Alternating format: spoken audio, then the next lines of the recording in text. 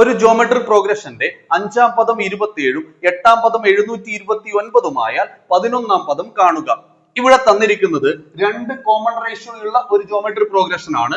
2നെ 2 കൊണ്ട് ഗുണിച്ചാൽ 4, 4നെ 2 കൊണ്ട് ഗുണിച്ചാൽ 8, 8നെ 2 കൊണ്ട് ഗുണിച്ചാൽ 16, അങ്ങനെ 2 കൊണ്ട് ഗുണിച്ചു പോകുന്ന ഒരു ജോമെട്രി പ്രോഗ്രഷൻ ആണ് ഇത്.